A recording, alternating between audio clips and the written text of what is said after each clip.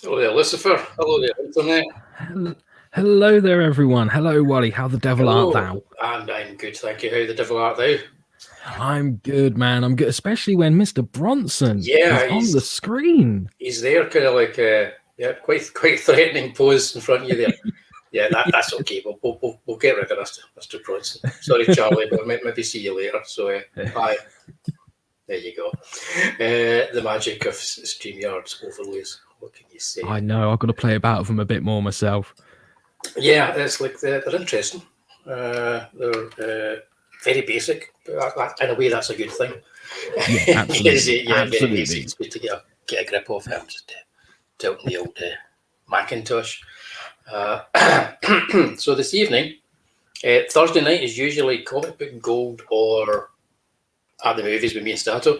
But every now and then, I'm going to do a horror show, and the last one was full of gremlins and the rabbi. We did the Doctor Who, the scariest Doctor Who's. No gremlins tonight. If there are any, just take care of the show if I disappear. Okay, No worries. I will be back. But yeah, we're looking at revenge, Yes. vengeance. So it's a horror show, but we might be touching on stuff that isn't horror as well. Because revenge and vengeance, there's a lot of genres that deal with that, and I'm just going to quickly go. I'm going to go and do the old get the banner running. It was a noise. Excellent. The banner's on the bottom. Before we get started, and say good evening to Pete Bakewell. Good evening. Good evening, Pete. Yep. And I'm going to quickly jump onto the old interwebs and get our campaigns up as well. Fantastic! Right, yes. If try and remind me halfway through to bring these up again, just in case nobody has. Yes. Yeah, no worries. Before, and I can have a wee look. Pete, this is time we're going to make a tea because you've seen all this. Go and make a cuppa. No, we won't be long. We're getting right on it soon. You think you paid for StreamYard, you'd be able to share more than one thing via more than one screen. Yeah, but they don't give you that. They don't. You still got to drop one thing and bring another in. Bad show StreamYards, get that sorted. That's probably the elite one. We pay you, don't we? Yeah. That'll be the one where you've got to send a quarter of your blood or something. Yeah. Yeah, shirt off your back. Aye, exactly. So, right, we get 9 days to go. Yes. I thought it was 9 days on Tuesday, but it can't have been. It must have been a different time. I was probably drinking more whiskey than I thought I was that night. Yeah, it's like 9 days to go for this. We've got to get that up to its fixed goal. Yeah. Because I'm trying to scroll on the StreamYards. I want to get the hardcover. Yeah. Everyone wants the hardcover, man. The hardcover's beautiful. Are you up for your elevator pitch? Oh, I am so up for my elevator pitch. Right, I'll just sip on my Sauvignon Blanc while you hit them with your elevator pitch.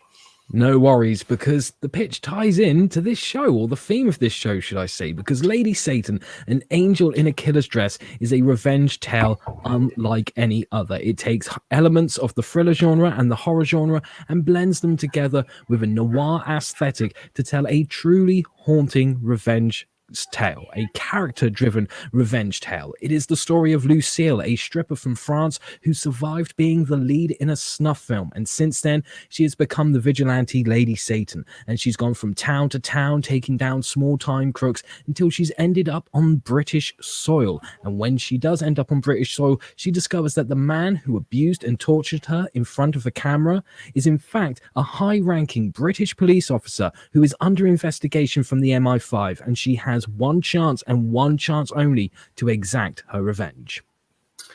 Wow, and that's just the first 5 pages. Amazing. Wait till you see the other 125. It just goes batshit crazy. It sounds great. It's completely tied in. That's why I thought that doing a revenge show tonight would be a good idea. Tie in the Lady Satan. But just to be reminded, there's also Elsa Dark out there. It's funded already, so if you are thinking about a campaign you want to fund company, jump onto this one because it needs to get to the fixed goal. I'm going to be around for a few months yet. If you're completely flush, jump onto both of them. Why not? Yeah, why not? We won't stop you. We won't stop you. But yeah, have a wee look at this. There's Pete himself again. I keep pointing that out. Here he is. He is getting killed by a werewolf. Werewolf with a monocle and a mustache. You're not going to see that anywhere else. You might now. Exactly. Somebody will probably rip it off. But you'll have seen it here first. So Ailsa Dark, werewolves and bampots. Give that a look too. We'll bring these up later on just in case there's anybody that hasn't seen them before. Now that I'm streaming on, what's that one the kids all stream on? Twitch. Yeah. We're on the old Twitch and we're on the old Facebook as well now. Nice. Nice. I know. You just never know. My wife's trying to distract me. Honestly. What? Woman. She's laughing now. Right, I'm going to share my screen and we're going to get into this. Right, we're going to get deep into the well of Vigilante Revenge Special. Now, I had a problem because we chose this, and my problem was I kept thinking westerns. So it was all my favourite were westerns. I just couldn't. It's like I had like a short list of like 50 westerns to put on here. Trust me, it wasn't easy for me either. There were so many movies that I was like, I want to put this in my top 5. But if I had done that, it wouldn't have been a top 5. It would have been a top 100.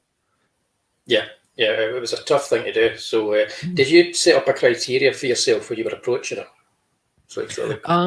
Not really. I think the only criteria I had is it had to make me personally feel like in awe by the end of it. I had to feel almost as if I was winded, as if my breath had been taken away.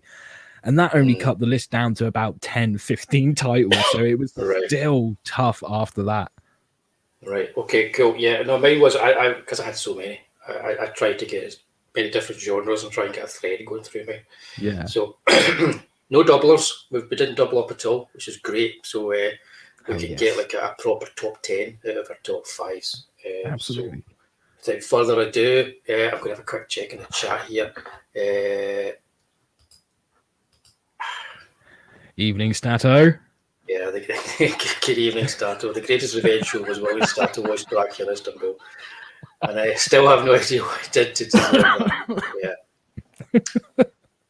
Bad news, there's going to be a sequel. Hey, Michael. Good seeing you, man. Evening, Michael. Ahoy, hoy. Ahoy, hoy, indeed. And all right, me babbers. All right, me babbers. Oh, yay. There'll be all sorts, not just... I don't know what that accent was. I apologise. Bristolian, Dave. It wasn't Bristolian, that's for sure. Right, without further ado, let's do this. Yeah, I've just had a really nice first supper and have a glass of wine. One more. Oh, yes. So, you're going to need that glass because we're going to be going into some dark territories with some of these choices. We are. I tried to line up a little bit, though. So, as much as I could. All right, okay. Yeah, there's some weird drinking games you could play with us. I'm telling you right now. I might go there. First thing we're going to do is we're going to talk about honourable mentions. So in the chat, throw some stuff in there as well. If I totally ignore it, it's probably because it's coming up later. So, but for honourable mentions, I was going with a modern franchise that I thought was really good, and then I remember an old one as well that maybe wasn't quite as good. So my first for the honourable mentions. Very similar movies in many ways. Jaws of Revenge, identical. And John Wick. Yeah, with the John Wick trilogy, that's probably the biggest, most popular modern day vengeance movie, like a mass market kind of like successful movie with a franchise starting up from it. Yeah, and all because of that first movie, which was a sleeper hit. So many people didn't know it was coming, and then it landed, and everyone just jumped onto it instantly. Yeah, totally. I've got everything minimised on my screen. I didn't even notice your T-shirt, man. Yes, thank you very much for noticing, Pete. It is a nice, Video Nasties definitive edition. Let's have a look at it. Let's go this. Oh, look at that. Look at that. I don't know how well you can see that with my microphone in front of it, but good old Jake West documentary. Yep, that's just like the cover, isn't it? Yep. Brilliant. Yeah, good catch. Right, okay, that's what have I done now? StreamYard has been funny. I'll big you up and then my chat disappears. Sorry, guys. Hopefully you'll come back. Yeah. But I threw in Jaws of Revenge just because people always joke about it, you know. Yeah, absolutely. It's a pretty dull movie. And was it Joseph Sargent? It was definitely a TV director, somebody like Joseph Sargent who made it. Oh, yeah. It wasn't a big, massive production, was it? No. You know? The poster probably is more exciting than the movie. Yes. But the first three all get my recommendation. The third one only if you watch it in 3D, as you know. I've said that many times. Do you have any more? Do you have any more honourable mentions? I've got loads of honourable mentions. I was looking for a particular kind of movie, but then I remembered a video game. So I just thought I'd drop it in just out the blue. And it was Revenge of the Apes. Yes. Which was on the Atari.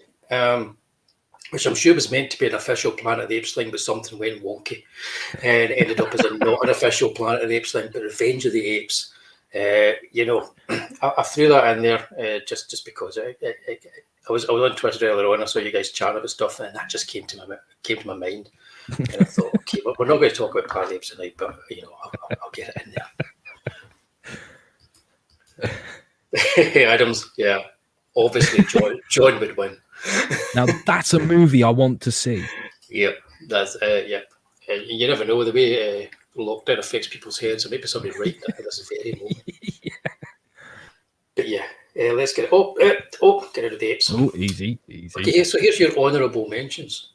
Yes, and it really hurt me to leave 3 of these out of the top 5. They Call Her One Eye I wanted to put in there because it was a very recent viewing for me, and even though it's not the greatest movie in the world, there was something so appealing and special about it. Depending on which cut of the movie you see, there is a more watered down R-rated version, and then there's the version that I saw, which was the uncut NC-17 kind of version where they had a lot of hardcore scenes, for want of a better phrasing. So I wanted to throw that in there because I just hadn't seen anything else like it. And it was one of those movies where at the core of it, there's a great story. It's just the execution is a little bit off. I would love to see someone make a bootleg comic book of They Call Her One Eye, because if someone out there doesn't do it, I will probably end up doing it at some point. Okay, sounds good. Yeah, I remember seeing it a few years ago, the cut version, and it's got all the kind of traits for a cult movie. It's very kind of amateurish as well. But I remember the lead character being interesting and well played, and that's kind of what kind of like got me through the movie. So it's one I need to revisit again.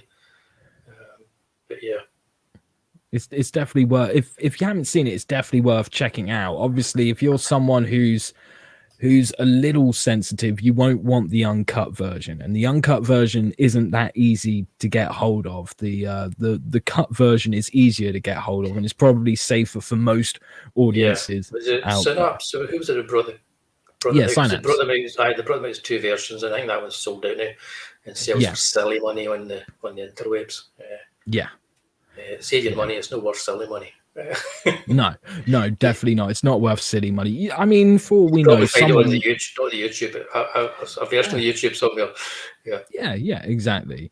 And the other 3 titles, I mean, Death Sentence is one that I don't know what it is about that movie, but it just stays right there, very close to my heart. There was just something about it that I absolutely adored, but even though I'm biased to that movie, I recognized very quickly, yes, it's a great revenge movie in my eyes, but is it worthy of being in the top 5? And I struggled. One moment it was on, next moment it was off. And I finally decided that as much as I love it, there are plenty of revenge movies out there that kind of trump it. But but there is still some great filmmaking techniques in this movie. The Kevin Bacon's role is so well done, and the same with John Goodman. John Goodman has a very small role in the movie, but he's just absolutely incredible. And it's not one of James Wan's best movies, but it deserves so much more credit than what it actually gets. Yeah, well, I'm going to have to disagree with you. I think it is one of his best movies. Yeah, I think it's really, because this is, again, it's written by, is it John Garfield, the guy who wrote Death Wish? Yes, it's written by him. Kind of like a spiritual sequel to Death Wish. Yeah, that's kind of what it's like. And I thought it was a terrific film when I first saw it. It's got Kevin Bacon in it, so you've got a good actor at the centre of it. And the soundtrack is just wow, absolutely incredible. That scene, without spoiling it for too many people who haven't seen it, but the scene, it's very it's kind of late into Act 1 after Kevin Bacon has done something horrible, and he goes home and he's hiding it all from his wife, and he goes to have a shower, and then he just completely breaks down, and his wife finds him in the shower crying. Oh my, every time I watch that scene, like, I get goosebumps and I'm just left breathless. I'm just like, oh my God, I feel for that guy so much in that moment. It's so powerful. And what makes it better is that score. The score is just perfect. Yeah, I think as well, you've got a character being played by an actor rather than a movie star. So, I mean, as great as Charles Bronson is, and then he is really good in Death Wish as well at playing just a real person. Still Charles Bronson. You know, yes. So in this case, you've got like a proper actor who doesn't have that physicality about him, so it brings something different to the role. I'm trying to think what Adams here is. This is a reference to Harry Brown, isn't it? Because he's in who's the chap that's not Mad-Eye Moody. Who's in Harry Brown? I don't know anybody in Harry Potter, but the guy for Harry Potter who played William Hartnell in the Doctor Who special. Oh, yes. He's his pal in Harry Brown, isn't he? Yeah. Yes, that's right. And oh man, Harry Brown was one that a friend of mine recommended to me, and he was one of those friends. He would recommend me stuff and say it's amazing, and then I'd watch it and be like, what the hell were you thinking, man? And Harry Brown was one of the only movies he recommended to me that I watched, and I was just blown away by how good it was. And it was so nice to see a revenge story where the protagonist is this really old guy coming to the end of his life, taking on these really young gangs who, you know, they think they know it all, they're dealing drugs and stuff, and he has to think back to his days of being in the army and using those skills to avenge his friend's death. It's just an incredible movie. And Plan B, the rapper who plays a role in Harry Brown, he's one of those that you think, oh, he probably can't act, and you will be so shocked and surprised when you see Harry Brown act just how good Plan B is at acting. Yeah, no, it's a really good movie. I think I remember it came out, critics so on, but a wee bit snooty about it, as they usually are. But no, it is a really good movie. It's got lots of interesting kind of like bits about it. So it plays on all the tropes, but it does it entirely differently. It's not the kind of movie you expect. Absolutely. Yeah, so before we jump on to Mark, I'm going to check. We have been joined by Peephole Circus. Hey, Peeps. You weren't here earlier, so you're going to have to rewind because you missed that. There you go. And indeed, Dave, as you find out tonight, they do indeed cover quite a few genres. They do. I mean, one that I left out was The Princess Bride. I thought about that one as well. Yeah. It was so close. Yeah, I know. What can you do? You thought about it, you went Princess Bride, Martyrs, Princess Bride, Martyrs. So tell us about Martyrs. There's been 2 Martyrs, isn't there? Yes, there's been. I'm referring to the original 2008 movie, which is a French Canadian that's the right movie. poster. It's hard to think, isn't it? That is the right poster indeed. And then they remade it in the US in 2015. I haven't seen the remake. I've seen plenty of reviews all saying it's like the original, but really bad. which is a shame because Martyrs is incredible. It's incredibly dark. It's incredibly disturbing. It's not the most disturbing movie that I've ever seen. Like, I've seen a lot of people's reactions to it, and they've been absolutely horrified. They've turned white as a sheet, and I've been like, "Oh, if you think this is bad, I've got some stuff to show you." You know? But obviously, they're not as deeply immersed in the world of revenge and vengeance as we are.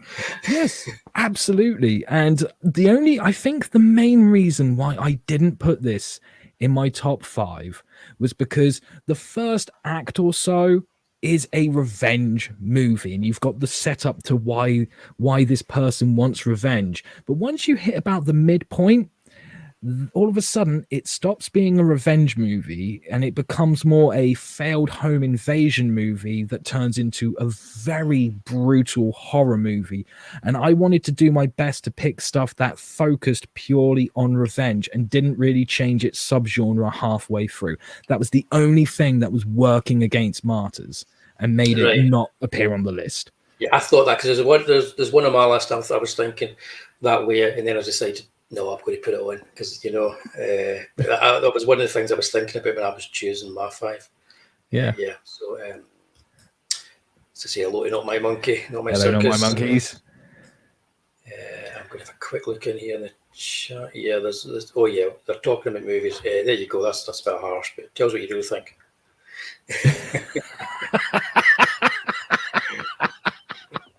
Do you agree? No, I don't. I don't agree. But hey, each to their own, man. Each to their own. And you know what? There would probably be more honorable mentions on here, but there's still quite a few revenge movies that I was hoping to watch before tonight that I didn't get to.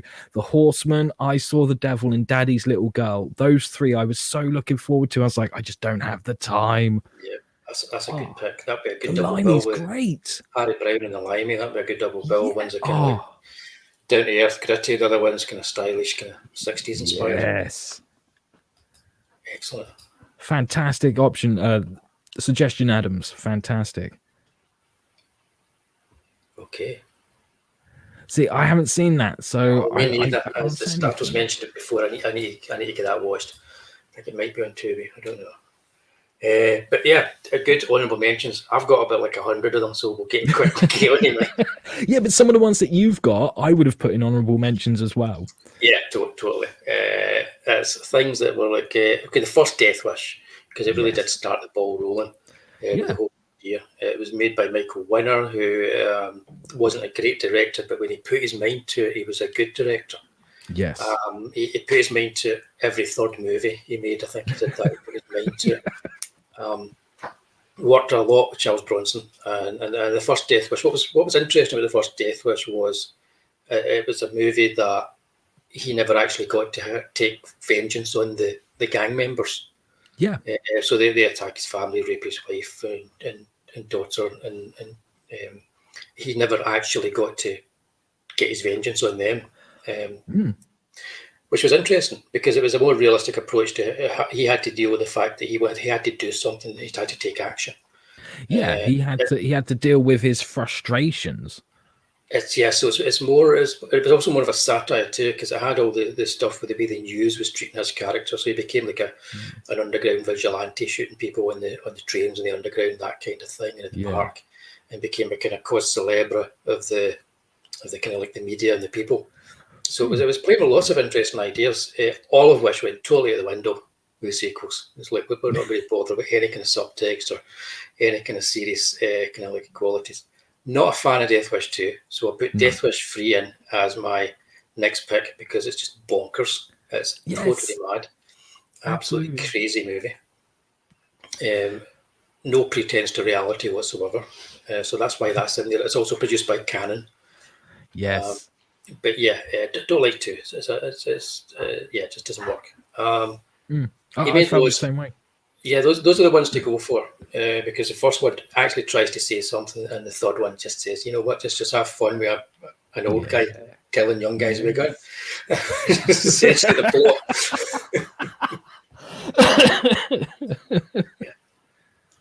Yeah, but no, yeah, we do all the genres on here. Horror shows with our umbrella title, but we do all the genres, Michael. Yeah, that's a good pick. Yeah, I've heard that's really, really good, and I still haven't seen it I yet. should have bumped that in here as an honorable mention. Yeah, but there's so many of them. I know, right? I don't know. I don't even know if I want to see that. I've heard about it. Let us know if it's any good, though. I remember watching it as a kid. I do want to see it, but I know I'll regret it once I have seen it, so I'm putting it off for a little while. Yeah, I don't know. Mad Max, first Mad Max, a really good Australian riff on Deathwish.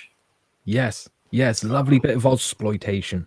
Indeed, Ozploitation, yeah. I was trying to buy the second one of those DVDs. It was silly money now because I managed to get the first box set, but I'm still looking for the second. Just to mention that.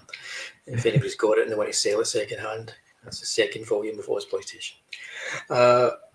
It's a good film. Try and watch it with the original Australian dub, not the American dub. Dub the voices into American accents. You'll get the original Mel Gibson Australian twang. Yes. But even with the American dub voices, it still works because it's so stripped back, so stripped bare. Very stylish, low budget, very stylish. It's definitely got horror elements in it, as all of Miller's movies kind of do. Those scenes in the woods, that kind of stuff, being kind of like followed by people and chased by people. It's definitely, so we're talking proper horror elements there. Yes. Not quite so much as in all my other picks. I've got a whole bunch of Eastwood films I could have put in there. You could put all the Dirty Harry films, because all the Dirty Harry films include him either breaking the law and taking vengeance, or rather strangely in the second one, trying to stop other people from doing that. Yes. But I put in Sudden Impact because that has Sondra Locke, whose character is taking revenge on the people who raped her. And when Harry Callahan finds out, he lets her off with it, because that's the kind of guy Dirty Harry is. It's like they were asking for it. So, yeah. All the Dirty Harry films are worth watching, even the Dead. Oh, yes. But this is the one. If it's revenge and vengeance, this is the one that you kind of want to watch, because the whole movie is about it, and that's Sudden Impact. High Plains Drifter again is probably the best horror themed vengeance western that's been made. Very similar to an earlier spaghetti western called Django the Bastard. Yes. It's very, very similar to that, which is another good pick if you like kind of low budget, kind of like spaghetti westerns. Django the Bastard is a good choice. And High Plains Drifter led on to Pale Rider, which is a similar type of thing. His best movie, I didn't bother about Forgiven, I could be in there too. But these films are driven like all the way through with vengeance and revenge. Outlaw Josie Wales, by far, I think, still his best movie. And this deals with revenge and vengeance in a very interesting way, because he loses his family at the start, and it's all based on his vengeance. And the whole first half of the movie is him taking his revenge. And then he starts to pick up these oddball characters as the movie goes on, and they kind of choose him to be with. And before you know it, he has a new family. So the whole movie has this kind of idea of a kind of like a positive kind of life opening up for him, but he's still kind of stuck in this kind of like a cycle of vengeance. So it's a really grown-up western. It's really good and worth checking out. If you've never checked out any westerns or any Clint's stuff, start with Outlaw Josie Wales. You'll love it. Oh, and The Last House on the Left. I put that in there too. Yes, which I still have my pre-cert here of Last House on the Left from the other evening. Pick it up for a second. I'm going to pick you up. A pre-cert VHS of Last House on the Left. These are not easy to come by, and they're not cheap either. I had to pay a pretty penny for this one, but it's absolutely beautiful. To think that this was almost burnt in the Video Nasty scandal is just such a shame, because just a wonderful movie, and to have an original pre-cert VHS of it is an absolute honor. It's the idea that they were going to burn videos the way that certain people burn books is ridiculous. Yes. Absolutely. Especially when you see half of them. If you get the list of the Video Nasties movies and you watch some of those films on that list, they are one, not nasty, two, so boring that you wonder how anybody managed to get through them all in the first place. And kind of like, three, so what? If they're horror movies, are supposed to shock you. That kind of thing. But some of them it was their titles that got them banned more than anything. And the covers, like with Driller Killer, it was mainly the cover. Yeah, because the film's got hardly anything in it. Yeah. Driller Killer, there's not much in there at all. Thank you, Bristolian. Because Abel Ferreira had no money. Couldn't afford to have like lots of special effects and blood and gore and everything. It costs $1 or $2. But yeah, so the last house on the left I picked because it almost made my top 5, but there's things about it that niggle me that I don't like. There's the comedy bits, the comedy cops and stuff like that. The bits that it does right, you can see it's Wes Craven, of course, who ended up doing Freddy, and you can watch it and you get those bits, and it's like it has an intelligence behind it because Wes Craven was a very clever guy, and it always in his best movies you could see that you knew there was an intellect working behind the camera, not there's anything wrong with just making exploitation cinema, but he wasn't just making exploitation cinema. No. So and you also had Sean S. Cunningham on that production as well, who was responsible for Friday the 13th. It did. So it was the first Freddy versus Jason, and we didn't even know it. We didn't know. There was that whole connection there. Wow. Got to think about that now, haven't you? It's incredible. Cunningham did just Friday the 13th. Did you not do the horror show, the Third House movie? I think he had some connection to that, but don't hold me to that. I'm not an expert on that series. It wasn't originally a house movie. I don't know, but he didn't do it. It's mostly. Somebody in the chat will know. It was mostly Friday the 13th stuff. But yeah, last house in here, left. Hang on, I'll bring more way.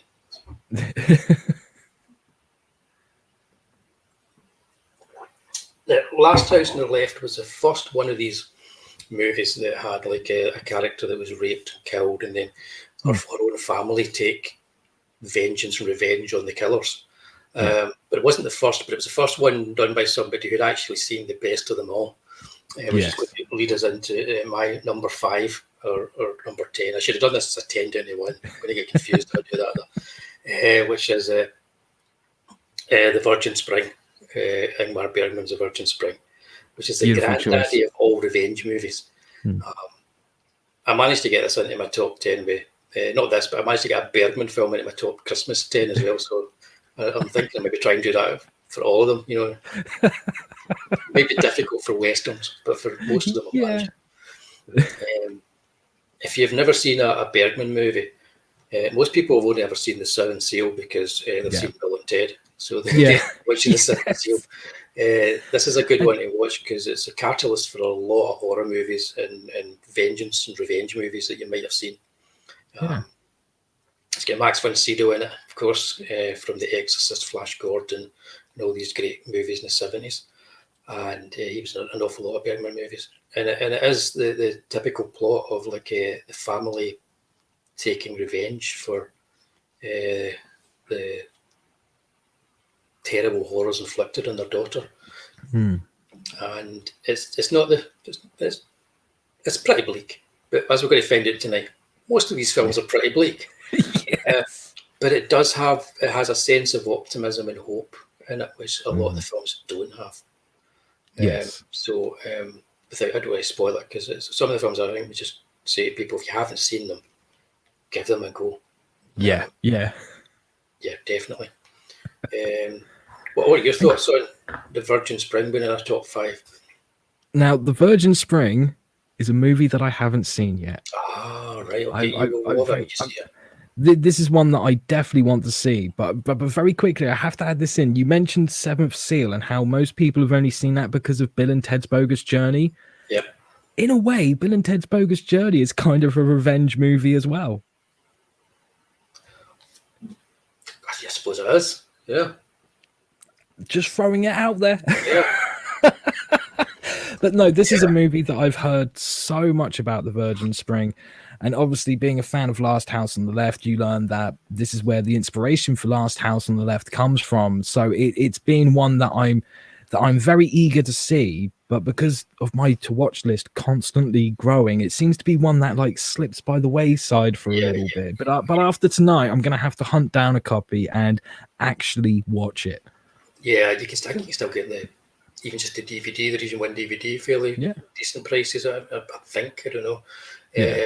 But people think, oh no, our house movie kind of thing, but no, the stuff's really good. It really gets into the psychology of the characters. It really gets there deep. It does it in a way, but it does it with a real economy as well. And so that's why sometimes when I'm watching a lot of modern horror movies, and by modern I mean from the 70s onwards, that attempt to do this kind of thing, I can see The Last House on the Left what Wes Craven was doing. With a lot of them, I don't see it because I don't see the same kind of intelligence behind the camera. It doesn't even need to be artistry. A lot of the films maybe we're talking about are quite clunky and cheap and not technically well made. It doesn't matter as long as you feel there's an intelligence behind the camera. That's the main thing for this kind of film to make it work. Haven't seen this one. Oh yes. Oh, I tell you what, this was another one that it kept making it on my list and then off my list and then on my list, and then at the very end I was like, I would be a fool if I didn't put Blue Ruin on this list. And I think one of the reasons that is because not only is it such a beautifully shot movie and such a well-crafted movie, a very deep story, it's the fact that it takes the idea of the everyman to the next level. Like with Death Wish, you've got the architect. With Death Sentence, you've got the guy who's in like the business of insurance and stuff like this. This takes the story of a guy who is homeless. Just a guy who is homeless. He's been homeless for years, and his parents were murdered when he was young. And that's obviously fucked with his life, and it's one of the reasons why he's homeless.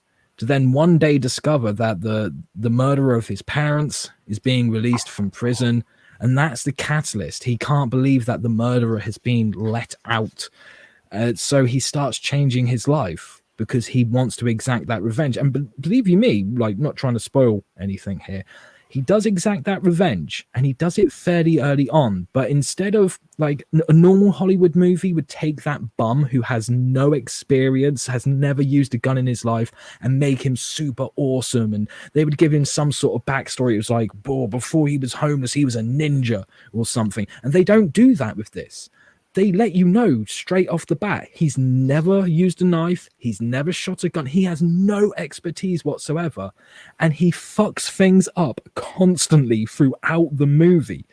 But he exacts his revenge roughly in the first act, and then that leads to more people wanting to seek revenge on him, and it going back and forth between these two camps. And the whole time he's trying to get better at exacting revenge, but he's actually getting worse because he doesn't know what he's doing. And it's so realistic, it's so deep, and it gets so into the psychology of the characters and why they would keep this battle going on and why they do the things they do. And if you haven't seen it, you absolutely have to. This is from the same director who made the movie Green Room with Patrick Stewart. And if you've seen that, you know how good that director is. Well, you've sold me on it. I this completely went under my radar. I kind of remember seeing something about it, or seeing a poster about it or something, but no, totally under my radar. Yeah, that's on my watch list, definitely.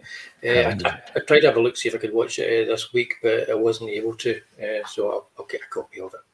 Oh, it's so worth it. Yeah, I'll get a copy of it.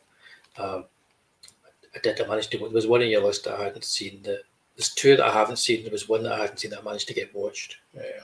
I'll let you guess what that is. Ooh, I can't wait to find out. Cool. No, yeah, I'll give that a look. Good choice. Thank you very much. I went for Carrie. Be Still My Beating Heart. It's the first one you think of for somebody who takes their vengeance out in them. Not even revenge as such, but that just comes naturally because it is revenge. But it takes their vengeance out just in a truly brutal kind of animalistic, realistic, not even thinking about it. It's just going to happen kind of way. A pure horror movie moment where she does take her vengeance out on everybody. Again, that's the reason you were talking earlier about. You think about having to be like a something that's a thread that runs through the whole story. That was what you're thinking about, and maybe why certain films were put aside. And I was thinking about that with this, because most of it's not that way. It's about what would normally be the first kind of like act of the movie, where the person, with the people were either like killed or raped or whatever, and then revenge happens. This whole movie is like that. This whole movie is essentially, it's her story, and you see the terrible kind of like way that she's treated the people around her, how horrible the other kids are, all this kind of stuff, her weird mother. And then at the end, it just all explodes. It's also Brian De Palma really bursting on the scene. It's probably one of his best movies after Phantom of the Paradise, of course. But it's definitely one of his best movies. Tried to remake it. That didn't work. Tried to do sequels. There's no point in that. It's one of those Stephen King adaptations where I'd read the book, saw the movie, and the movie was just as good as, if not better. Yeah. Controversially better than the book. So that's why Carrie's in there. I think it just comes to mind straight away. Kind of like The Exorcist. Exorcist and Carrie, these two kind of like tentpole 70s horror movies that you just come to your mind. Absolutely. And like you're absolutely right. Like normally we see that catalyst for the revenge in the first act, and in the second act that person is, they're recuperating and they're preparing for revenge as well as exacting the revenge. Whereas with this, you really don't see the revenge start to take place until the end of Act 2, beginning of Act 3.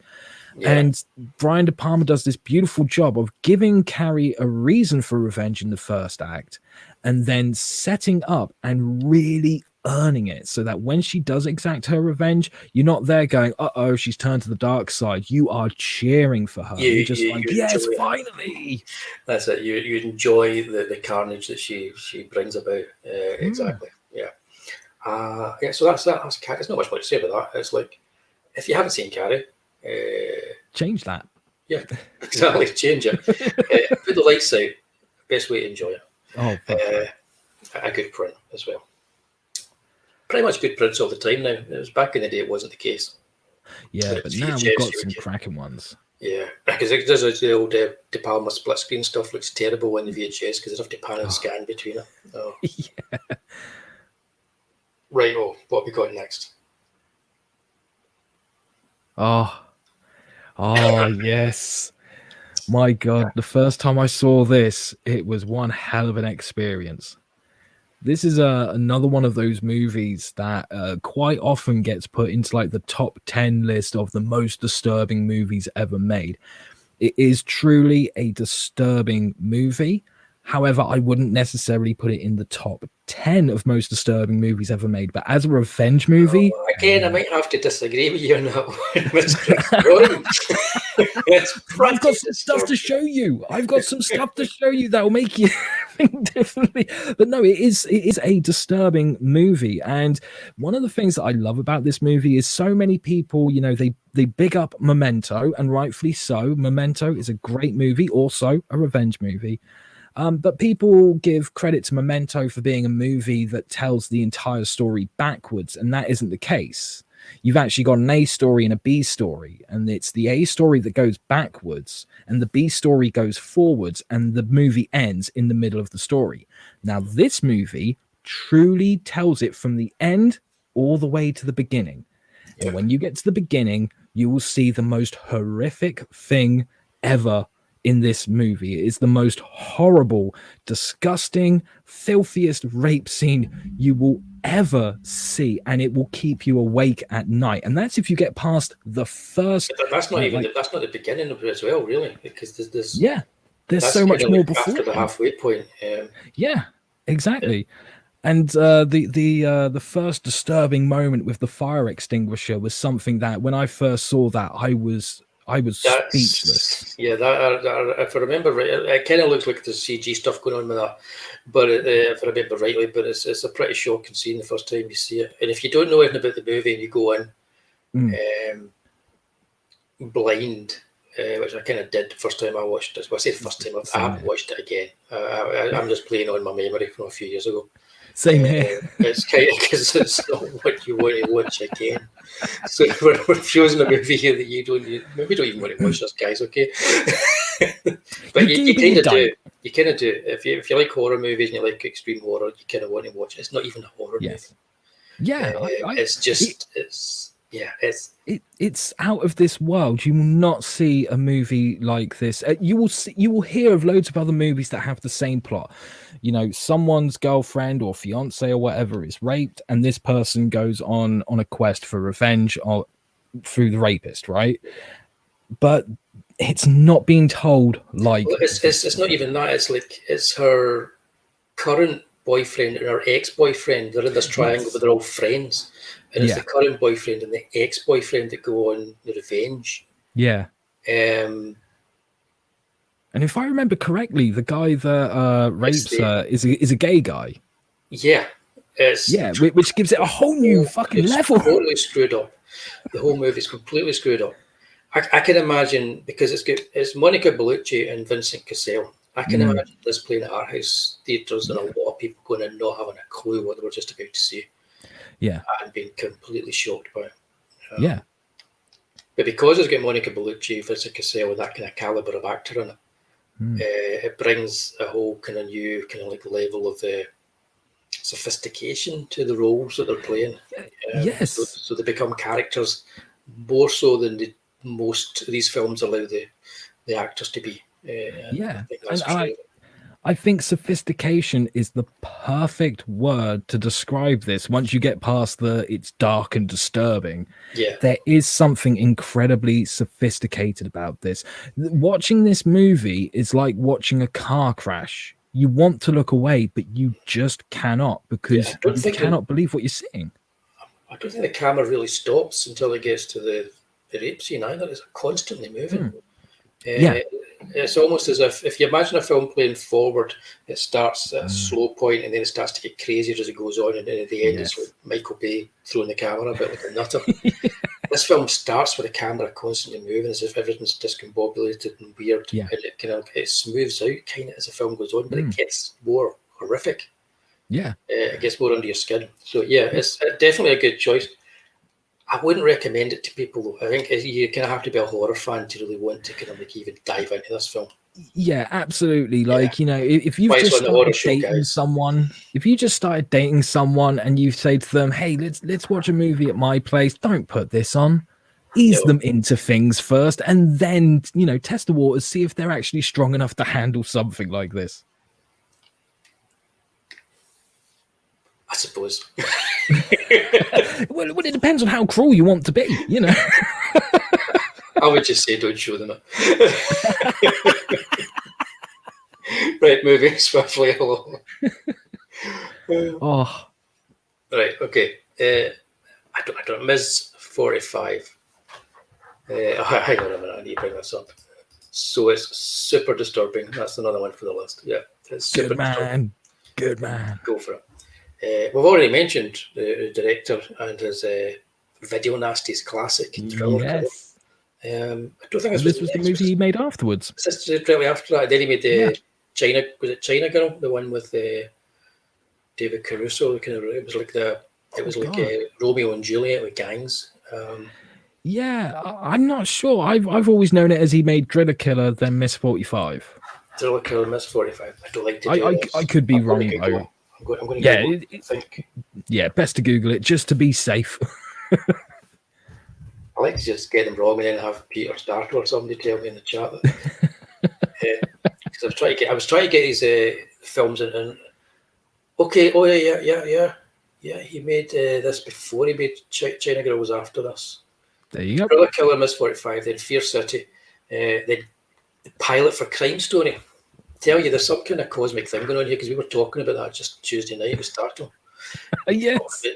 Weren't we? It just kind of popped in. We weren't talking about that. We were talking about what's his name, Farina, the actor. But yeah, okay. This film is it's probably the best 80s vengeance movie. It's proper New York grindhouse filmmaking. It's got a feel of the 80s coming into it, but it's the early 80s, so it still feels 1970s. It's got that 1970s kind of aesthetic about it. And it's also, it can be read as a very feminist piece. It leaves you kind of confused when you've seen it. I think I watched it again recently because I was just wanting to make sure that I had everything right in my head, and I did. I still was left feeling kind of confused at the end of it. Yeah, I can understand that.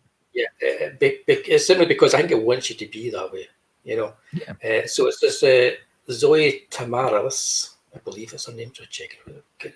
Tamerlis, Zoe Tamerlis. She plays this character, this mute character, who gets. She works in the garment district in New York, and she gets raped twice on the one day. But she kills her second rapist, and she then goes into this. She goes into work the next day, his dead body in her flat, and she's just suffering from PTSD, and she's suffering. It uses these horror kind of techniques. She has these kind of images that just appear, but it's like it's just in her mind. But she gets this idea to go back home after work, cut up his body, wrap it all up, and put it in the fridge. So she does that, and then for the rest of the movie, using the guns that she's got for the guy that attempted to, or was raping him when she killed him, she then goes out and then she starts killing men off, one by one, group by group. All the men are sleazeballs to some degree.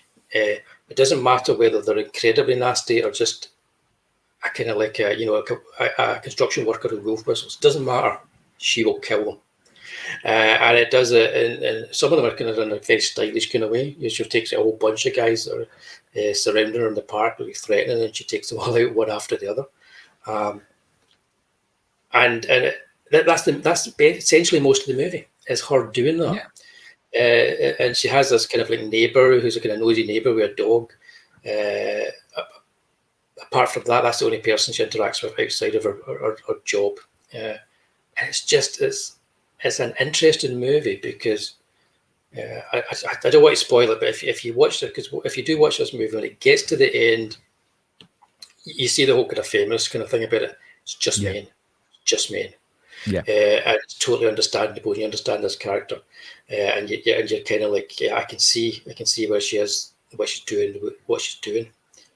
She dresses to please them, and then she kills them. It's probably the perfect grindhouse revenge flick because it's got a kind of like a sensibility behind it, like I was talking about earlier, where Wes Craven has, and you'll get with Bergman, where they're thinking about things while they're filming it. And the actress herself was only 17 when she made it, and she was very kind of like proactive in the creation of her character. She went on to, she was involved in writing The Bad Lieutenant, which if you've seen The Bad Lieutenant, the original one, it's the same director, Abel Ferrara. She was involved in writing that. Yes, amazing movie. But yeah, that's my pick. It's got this poster which kind of looks like A View to a Kill sort of thing. It's like, but it's not really representative of the kind of movie you're going to see, but it kind of is as well in a little bit. Yeah, and that poster was used for a cut down version of Miss 45, which was titled Angel of Vengeance, which Pete has just mentioned the title there. And like Abel Ferrara is a very talented director and storyteller, and you can see that with Miss 45. Like I have a couple of problems with Miss 45, but they're my own personal gripes. But one thing he does so well is he adheres to the rules of a revenge story, and one of your main rules is whoever is exacting the revenge, if they do anything to the person that is worse than what they did to cause the revenge to happen, then that means the protagonist becomes the antagonist in that moment. And that's what we see in this movie. He really plays with that. He doesn't just go, she gets revenge, she's the hero, everyone cheer her on.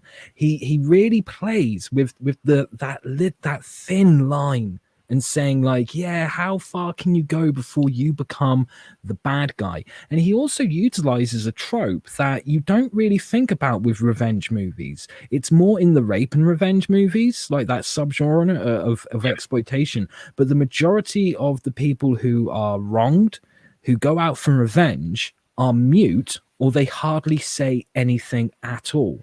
And that was something that kind of got lost later on in years. So when you come back to Miss 45, and if it's the first time you've seen it, especially in modern day, it's really quite refreshing to see that metaphor for like, you know, this is what like happens to someone when they've been traumatized in such an extreme way. They feel that they've lost their voice, and this person didn't have a voice in the first place. How different would it have been if they did have a voice? They could have screamed for help. Something could have been changed about the whole thing. But because she doesn't have that voice, she's even more of a victim than most people would be. So that makes her even stronger when she gets up the courage to go, no, I'm going to exact some revenge here. I'm going to kill someone. And it's a very thought-provoking piece. It is. And again, it's like by not having a voice, it's also playing into the whole kind of like feminist subtext of the movie as well. Yeah, absolutely. There's so many layers to this movie as to how you want to kind of approach it. But it's interesting that the whole idea that the protagonist becoming the antagonist, I hadn't heard it said that. That's exactly what happens in the film. But at the same time, I was watching it thinking to myself, this film, just a few tweaks, could almost be like the whole movie's in our head. It has that feel to it as well. It's almost like American Psycho. It felt that way at times. It's obviously not, but maybe some of it is. So I came away this time having viewed it thinking maybe some of it is. So I don't know, give it another year or so, give it another view, and you never know, I might have another kind of like take on it. But it seems to be another forgotten little exploitation movie. Yeah, it really does, and that's quite a shame. Quite a shame, because it's in its own right, it isn't as transgressive as movies like American Psycho and Fight Club, but it's damn close, and it has its little experimental moments. Like Abel Ferrara really utilizes the aesthetic of the film to make you feel as confused as the character does when she starts feeling confused and disorientated. And it's really magical what he was able to pull off with this film. Yeah, quite tragic as well, because she died quite young with drugs. Because she's an interesting character. Like, anyway, she was working on script as well, Abel Ferrara. She was other stuff that she was going to be working on, so it's a shame we never saw it more from her. Hold on your hats, guys. Yes, one of the poster children for the video nasties, I would have thought, along with like, even though The Exorcist and Texas Chainsaw Massacre weren't video nasties, they were poster children along with I Spit on Your Grave for the video nasties movement. Yeah, I think that poster probably is what did it more harm than anything. To be honest. Yeah, absolutely. It sexed it up. Yes. There's one the right is more indicative of the movie. Yeah, obviously. And this is the granddaddy of the subgenre of rape and revenge movies, even though it wasn't the first. But it sure as hell was a powerful movie. It is still considered today to be a feminist film. It caused so much outrage in its day when it first came out. And bear in mind, it was released a couple of times under the title of Day of the Woman, and it just didn't take off with audiences. People didn't want to see it. But once one of the investors or producers suggested, how about we call it I Spit on Your Grave? And he only suggested that because he saw Last House on the Left. And he's like, we need a title that sings in the same way as Last House on the Left, I Spit on Your Grave. And that's what really drew people to the cinemas to see it after so many runs of showing it. And it was inspired by the director Miyazaki. He went out for a meal with his daughter and a family friend. And on the way back, they were all driving in the same car, and they saw this woman who was naked, beaten, broken, bruised, and they went to help her, and it turned out that she had been gang raped to the point where like her jaw was broken and stuff. And they took her to the police station, and the police didn't give a shit. they were just like, no, we don't care, wait there. And Miyazaki got really pissed off with them and lashed out at them and said, like, you better do something now. And because they refused, he went, right, we're taking you to the hospital, took her to the hospital and stayed with her all night until the police actually did what they were meant to do. And that inspired him to make this movie. And this movie is the blueprint for a lot of the rape and revenge genre because it does it so well. It doesn't just go, here's a character, she gets raped, move on. They introduce you to the character, and then they introduce you to all the individual characters that wrong her, and they give you a reason to kind of like them. And that's like something that really messes with you when it comes to the main act of the movie, her being raped and being the catalyst for the revenge. And it's one hell of a scene. It's 25 minutes long. When they filmed the scene, there were some crew members who themselves in real life had been raped, and they ended up leaving the production because they were like, no, this is bringing back a lot of bad memories because it was so realistic. And the woman who you see in the lead, Camille Keaton, who, if I remember correctly, she's the granddaughter of Buster Keaton. Right, I didn't know that, but I'm going to go with you on this one. It's been a good few years since I've seen the original. To go back to what you were talking about there, because I just realised today, because I was doing a wee bit of research on it, there's a documentary out, Growing Up with I Spit in Your Grave, made by the director's son. Yes, I need to see that. The catalyst you were talking about there when they were on that trip and they met that at the roadside. Documentary deals with all that leading up to the making of the movie, and then afterwards it looks like an interesting watch. So that's another one to get on Pete's watch list because it's on mine, I think. I need to see that as well. You know what? I would love to bring out a pre-cert of this. I've been hunting for a pre-cert of this for so fucking long, and I just cannot find one. But the moment I do, I will quite happily put myself into debt to have a pre-cert of this movie because it is just so well done. And it's one of the earliest movies that I'm aware of that doesn't have a soundtrack. There's only one piece of music that really plays, and that's when the character puts on a record and plays it on her record player. Beyond that, there's no score, there's no soundtrack, and that makes it so much more real. It almost gives it that documentary feel to it. But it does things so right, and it's so powerful. And okay, I guess by today's standards, some of the ending might seem just a little silly, but back when I first saw it, it was so powerful. It was so mind-blowing. Seeing how methodical Jennifer Hills becomes when she starts exacting revenge, and how even though she wants to exact revenge on one of her rapists, she understands him just that little bit because it's very clear from early on that he's mentally disabled to some capacity. So she wants to kind of like, she kind of wants to let him off, but she can't. She just physically can't, because even though he didn't know any better and he was forced into doing it, he still did it. And she cannot get past that. That's interesting. It's worth checking into. I wouldn't normally buy an edited movie, but for a documentary, that'd be worth doing. Yes, we'll absolutely. all check that after the show. I brought up here because I wanted to make sure I got the quote just right. Roger Ebert said this was a vile bag of garbage. Yes. Right? This was a film the feminists at the time, they were going around throwing paint on screens and all this kind of stuff in the 70s. They did lots of really good movies and lots of bad movies. I'm trying to think, I think it was Julie Bindel. Was it Julie Bindel? I'm checking if it's on here, because that's why I came on Wikipedia, because I couldn't quite remember who it was.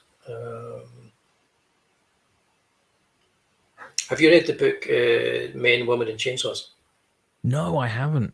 Right, it's seemingly it's a book written by a woman called Carol Clover, and it's a woman's perspective on these kind of movies. So it's now on my to buy list, because I just found out about it today when I was doing a wee bit of research on this. If I remember correctly, she's interviewed in a movie called Sandman, where she talks briefly about that book. And I'm not going to bring up too much about Sandman, but it's a movie. It's not easy to get, but if you get it, fucking watch it. It's brilliant.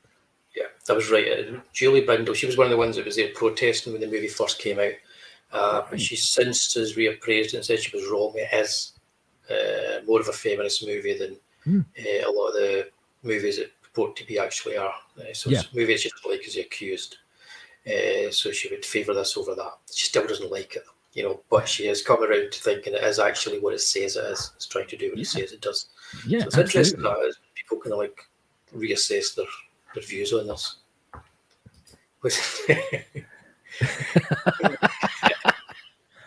Yeah, I can only imagine. I would imagine Barry Norman would have refused to say those words in that. I'm not going to say that. I remember him being really kind of like snooty about Dawn of the Dead, and I was watching his review going, I have to see that movie, it looks amazing. The more he hated the movie, the more you had to see it. But I do have to say, this was this movie from 1978. If you live in the UK, then you already know that there isn't an uncut version of the movie here. You would have to go to the US to get an uncut version, which is such a shame. I think it should be released uncut personally, but hey, that's just me. And then in 2010, this movie was remade. And I remember when the remake came out, I had so many movie collecting friends who were all like, I've just seen it and I loved it. And then I watched it and I was like, how can anyone love this abomination of a remake? I have nothing but pure hatred for the remake of I Spit on Your Grave. I think it is absolutely terribly done, and it just felt to me like someone said, we need another Saw franchise. How about we remake I Spit on Your Grave but make it more like Saw? And they did this fucking awful thing, excuse my French, where there's an act 1 and there's an act 3. Where's act 2? Act 2, the most important fucking act of the whole story, and you just miss it out completely. So I highly recommend that you avoid the remake like the plague.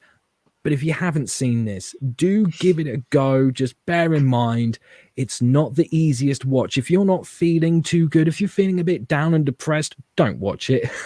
But if you're feeling good about yourself, get on this. Makes a hell of a double bill with Irreversible. Yes. Don't do it, Bristolian Dave.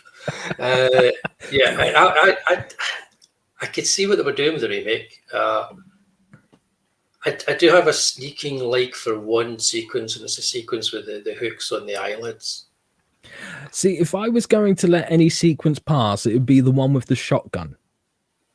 I was going to say that as well. That as well was clever. But that was clever. I will give it that. But it belonged in a Bronson type movie, not in this. That was exactly. So yeah. No, it's not wrong. It's not wrong. We don't judge here. Unless you like Skyfall.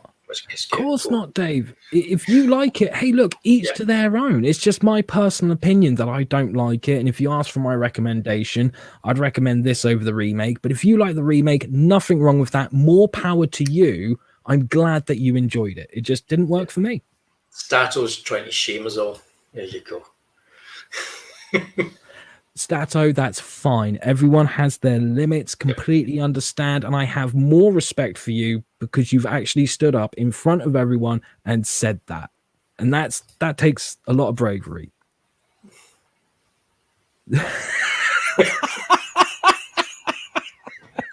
Once again, Pete, that's cool, man. Each to their own. I'm sure there are remakes. Look, I like the remake of Death Wish, and I'm sure there's lots of people that don't. So I do. I like the remake of Death Wish as well.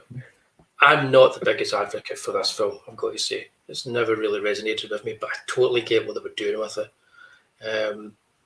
It never quite lived up to the trailer for me because I thought it was going to be more fun.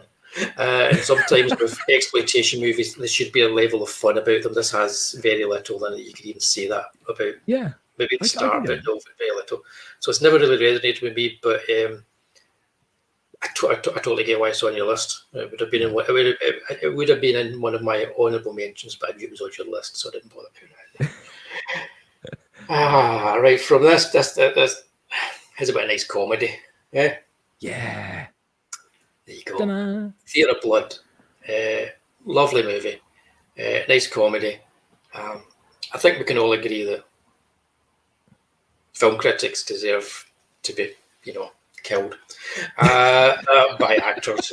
They're bad too. This is essentially this movie's plot is like a theatre critics are being killed one by one by Vincent Price as this actor who they've presumed is dead. He's not dead, and he's now playing his final act, and he's reinterpreting scenes from Shakespeare and killing the critics who throughout his life were really nasty to him and never wrote good reviews. And it's an amazing 1970s horror movie with it's funny, it's brilliantly acted, it's got an incredible British cast, and it's got Diana Rigg in it, who of course was in On Her Majesty's Secret Service, the best Bond movie with Mr. George Lazenby. She's in it with Mr. Vincent Price. It's got Ian Henry, one of the original Avengers back in the day. A terrific cast, and it's just such a fun 70s movie with lots of really creative deaths in it. It's even got the opening death is actually quite nasty as well. It's got all these homeless people who slash a guy to death, and these homeless people become the audience for Vincent Price. So they're kind of like his helpers, his minions, and his audience for when he's reciting Shakespeare at the same time. And he's brilliant in this. He had a ball because he gets to do Shakespeare and he does it well. And it's a joy, this movie. If you can get the Arrow Blu-ray, get it. It's got the League of Gentlemen giving it loudly on the old commentary track talking about it. Nice. And they love this movie too. And you can find out things that they've stolen from it for their own stuff. Have you seen it?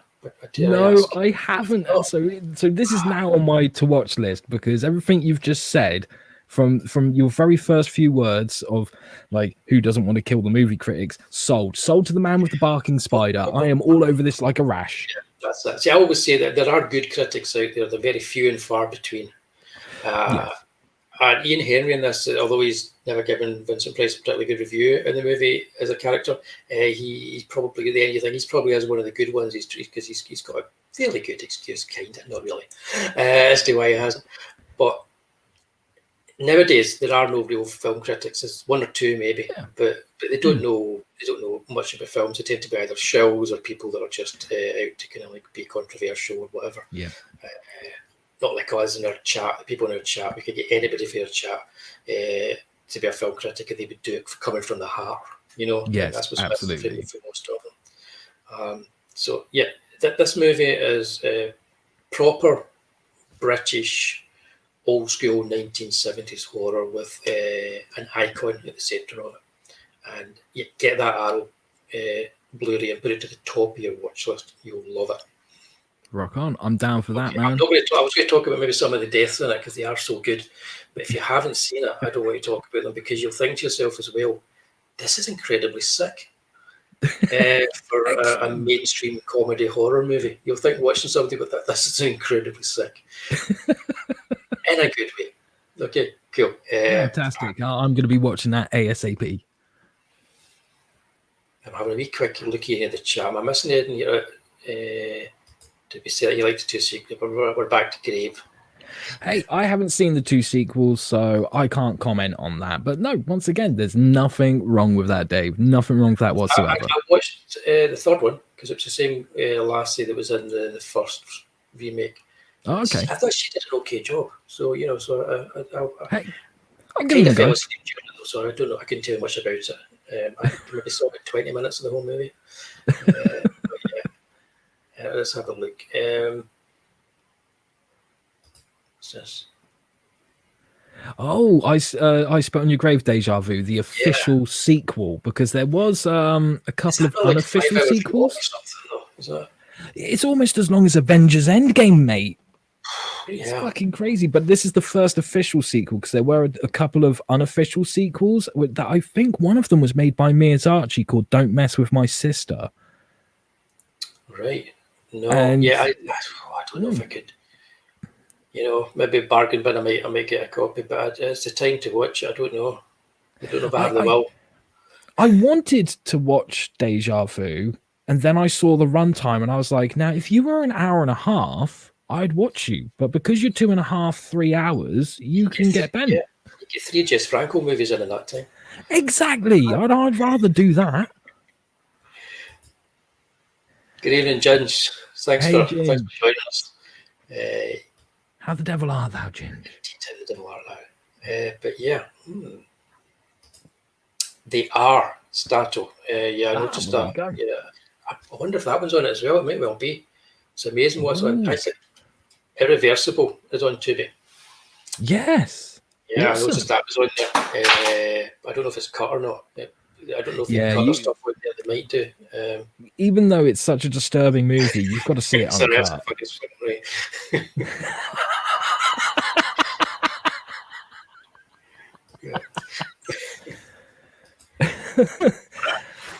That'll get me off Facebook. Thanks for that. It's all right. The amount of times I've said rape during this because of the subject matter, it's probably been the same thing. I probably wouldn't have a Facebook page when we go back. I didn't even think this through, did I? Intelligent discussion about this stuff. We're talking about Barry Norman, Julie Bindle, feminism, all kinds of stuff. But it wouldn't matter at the end of the day. I'll be lucky to have a Facebook page to go back to. Okay, well, that's mine. That was my fun-loving number 2. Mine are getting easier to kind of watch as well. You'll notice as you go one less kind of horrific. Well, when you look at that, it's a wee bit horrific. So my last choice is like it's probably one of the best movies ever made. But we're going to your second, number 2. Again, this is the one I've not seen. Oh, I love this movie. I've got such a special place in my heart for this movie. I could talk about this movie for a long damn time. So let me set this up for you. If you've ever seen a show called Comic Book Men, which is about Walt Flanagan and Brian Johnson, friends of Kevin Smith. It's Kevin Smith's store, the Secret Stash. Comic Book Men focuses on what they do at the Secret Stash. Well, Brian Johnson, this is the first movie he ever made. And the reason this movie exists is because he wrote it, he showed it to Kevin Smith, who had just sold Clerks, and Kevin Smith loved it so much that he took a majority of his profits from Clerks, gave it to Brian Johnson and said, you need to make this movie. And not only that, when you watch this movie, there's a cameo from Kevin Smith, a cameo from Jason Mewes, but it's also got a few of the cast members from Clerks playing major roles in it, as well as Brian Johnson himself. But it's even more closely connected to Clerks. Because at the beginning of Clerks, you've got this animated sequence with a guy who's a clown. He goes behind a screen, comes out, and he's still a clown, but he's in women's underwear. And then it says View Askew. This is the story of that clown, right? And this clown, this guy, he is just down on his luck. He's got a mother in the care home who's really abusive towards him, and he loves being a clown. He gets hired for kids' birthday parties and just gets screwed over the whole time. He lives in a really bad neighborhood where everyone picks on him because they think he's stupid, because he wants to be a children's entertainer or a clown. He eventually wants to have his own kids' TV show as Flappy the Clown. And he's not making any money. He's really down on his luck. And then one day he sits down with his friend and says, I've got an idea. I can still, during the day, be a kid's clown. But during the evening, what I can do is I can set up this service where people who are having stag do's, they can call me up and they can say to the person who's getting married, oh, we've got you a stripper, here they are, open the door, and then he'll walk in as a cross-dressing clown. It's a big prank, and then the real stripper comes out, and he calls himself Vulgar the Clown. So anyway, he sets up this business, and one day he gets his first booking, and he's like, yes, I'm booked for a stag do. It's going to be at this motel. He turns up to the motel, and there are 3 guys. It's no stag do. It's a father and his 2 sons.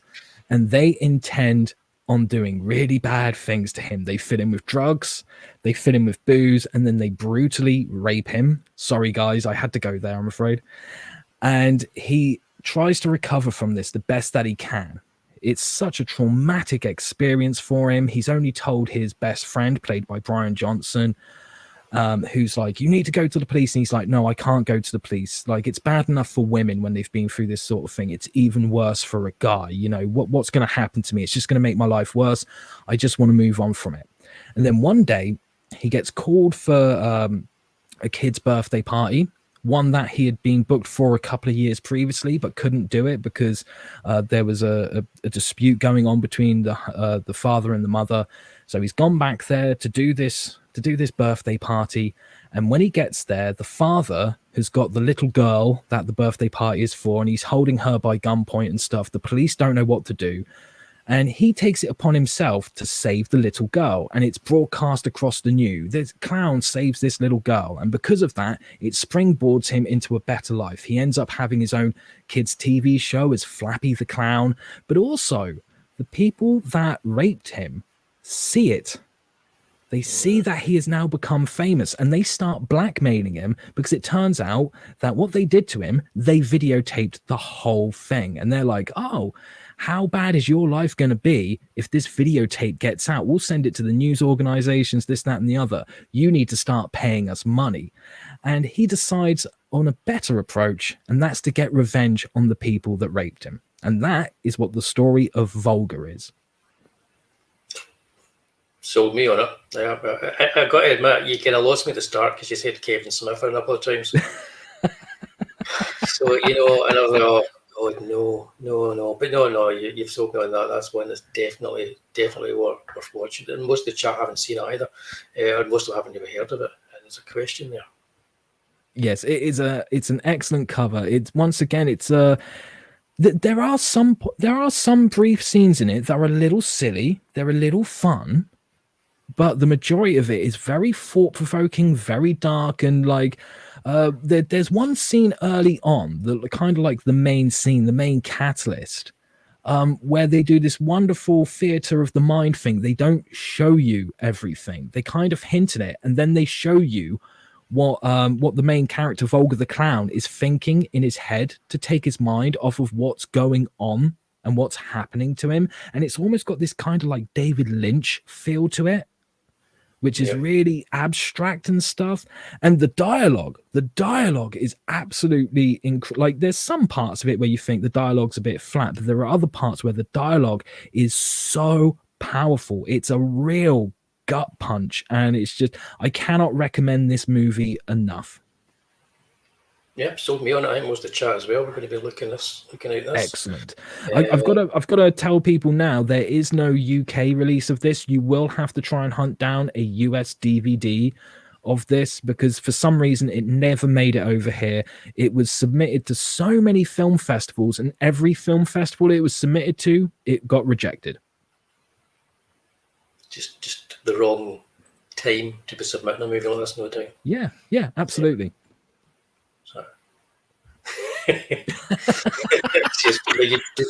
No, you don't need to do that, mate. Thanks, but no. Don't force yourself to watch it.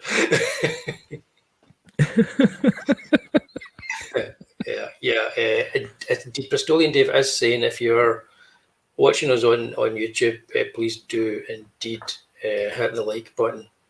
Thank you, Dave. Your channels, that would be fantastic. And also, scroll back in the chat once this is done. Click on that link and go to sub to Dave, who's pretty soon he's going to be overtaking us with subs. Hell so yeah. you wait after the show and then go to his channel and give him a wee sub too.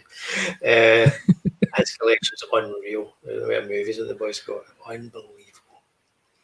Right, okay. Well, I'm going to quickly share our campaigns again to leave people introduced to find out what our top 2 movies are. Oh yes, I know I'm dying to find it. I don't know. That's been an interesting choice, isn't it? Definitely so far. I think so. I tried to stay away from the more contemporary modern movies, but a majority of my choices ended up being modern, and I tried to stay away from stuff that was too dark and too disturbing, but yet they still creeped in there. I guess that's just my wheelhouse, really. Yeah, it's like me. I've done a really good job of staying away from westerns, Charles Bronson, and I included all my Eastwoods in my honourable mentions. That kind of thing. Yeah. I'm surprised Unforgiven didn't make it in your honourable mentions. Yeah, I kind of. I don't look at. But again, taking the kind of what you were talking about, the revenge only happens to the end. Yeah, and it's not it's almost like it's good because it's almost like an entire life's time of pent up emotion and everything just suddenly comes out in that one scene. But the movie is not about that. The movie is about violence and killing and death. Yeah. It's about that. It's about power more than anything, and class structures, absolutely. and stuff. Yeah. So yeah, if I was to pick one, I would go for the other westerns first because they start from that point of something terrible happens, and then there's revenge. Or stranger comes to town, we don't know what he's there for, but he's going to exact revenge for himself or for somebody else. So yeah, so it's definitely there. It's an amazing movie. I still prefer the Outlaw Josie Wales to it though. So I do. But if you love 70s kind of like stuff, like Bronze Age comics, you will love Elsa Dark, Werewolves and Vampires. Yes, indeed. There she is there. Tell you what, no messing with her. Anybody tries out with her, they are dead. Pretty much. Have a wee look at this campaign if you haven't already. It's been funded. It's about 400% funded, so it's fine. We're okay. We know it's going to get made and get out there. I know because I'm doing it. You'll see me doing stuff every Tuesday night, kind of. And it's on track to being finished and fulfilled in time. So don't worry about that. The first campaign was fulfilled as well. So if you're worried about a campaign that's still, the work's still being created, no problem. It's all getting done. And it's got lovely stuff like that in it, if I say so myself. So I'm writing it, drawing it, lettering it, everything's me. There's a lot of stuff already going that 24-hour variant. Like I say, I should have made that 48 hours. That went flying out. The original art's gone. I'm maybe going to add some more original art to it. It'll be separate to the actual comics, so it's a different thing. Everybody at the backs gets this print. You can see it behind me in a wee frame. It looks lovely in a wee frame. Everybody at the backs gets this because his first stretch goal was made. Everybody at the backs gets a Bampot bonus, which is a little trading card of Eric the Bampot Anderson, a flesh-eating ghoul from Dundee. And we're edging towards getting this lovely print by our very own statistical Zero, which, so we need a few more backers to get there. I say we're about, not that many. We should get there. And it comes packaged in a lovely box, so you won't get damaged in the mail. So yeah, that's my campaign. Elsa Dark, Werewolves and Vampots, the full saga. This is a completion. You get all 3 comics if you back on the feature tier here. So that's 124 pages, 3 A4 gorgeous comics. They're sitting behind me as well. The first 2 are already done and printed and out. Anybody who's returning to the campaign, if you haven't backed, then this is the one you want to go for. It's a bumper 52-page giant size issue. It's going to be perfect bound, so essentially you're getting a graphic novel. So that's me. I did a bit of shilling there. I'm proud of myself. Nice. I did that. Yeah, I managed to get through it. What'd you got, man?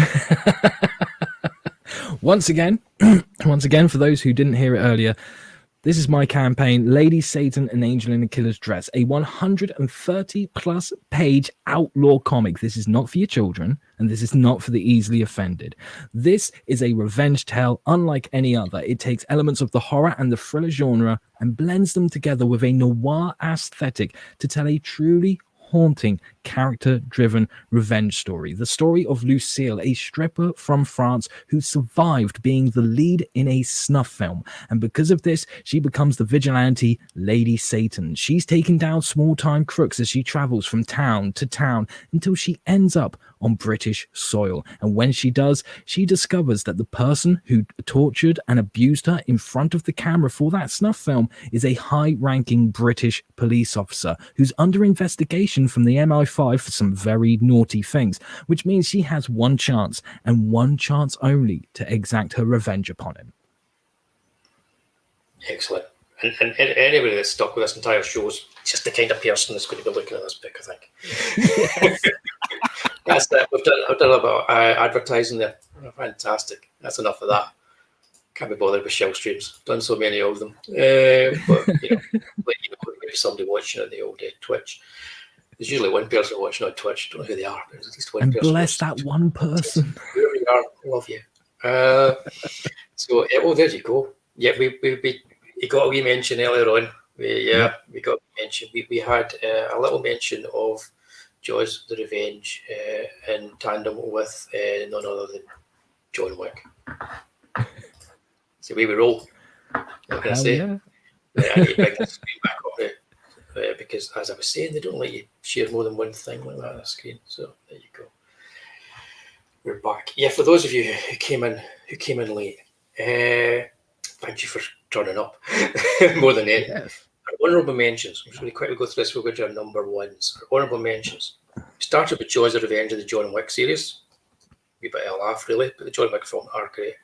A video game, because That's the most important one. I know, I had to get the apes in there somewhere.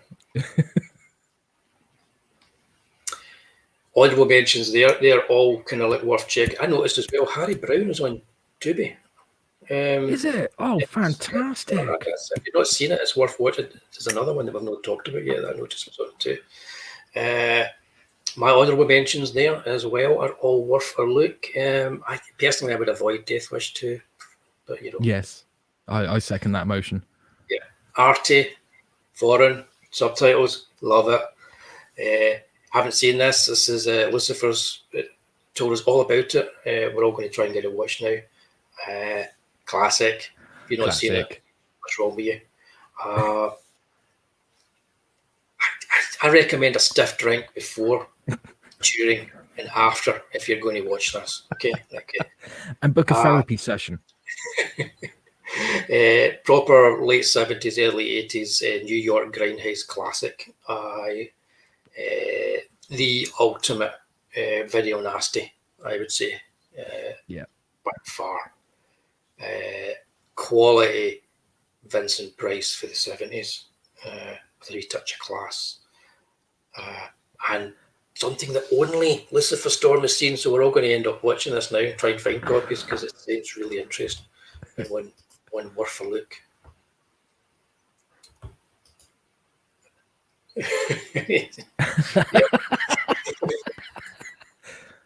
Oh, needs more kung fu films, the same peeps, and then we get.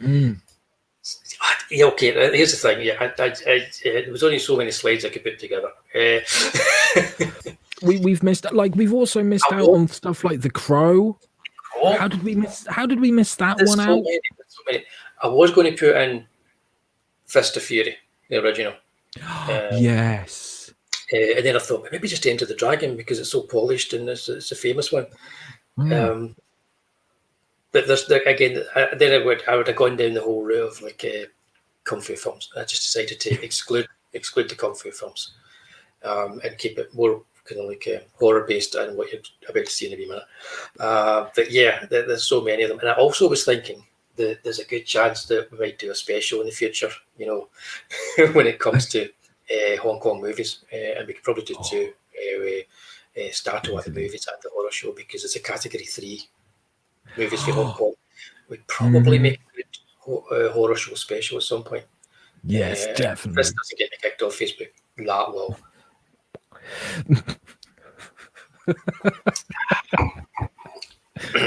No, my monkey, I've got my wine all lined up here. Come through next week. Maybe not next week. No. Kill Bill. Yeah, Kill Bill, because Stato was saying in the chat he's got Kill Bill. Yeah. Yep, that. Yeah, Kill Bill's a great one. Yep. Star Trek 2 is a good revenge film as well. It is indeed. Yeah, absolutely. Yeah. I need a Star Trek special at some point. Kickboxer. It's been so long since I've seen Kickboxer. Kickboxers, it's not bad. Yeah, peeps, it was tough. Okay, yep. Yes, yep. Yes, Good call, yes, especially with the new movie coming out. Okay. Still haven't watched the last one, though. Really need to go into that. Okay, what's up? Okay, this is my number one.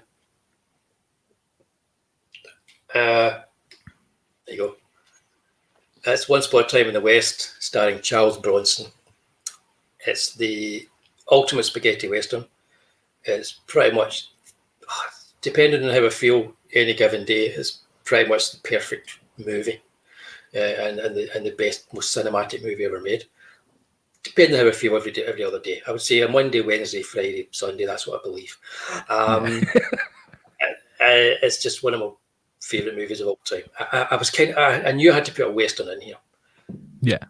And there was 4 that I was thinking of. Django, which didn't quite fit. But then I thought Django the Bastard. But no, I've got no bother with that. Just let people know that does exist. Find it, watch it, it's good. So I thought For a Few Dollars More was the one that I almost picked. Oh, yeah.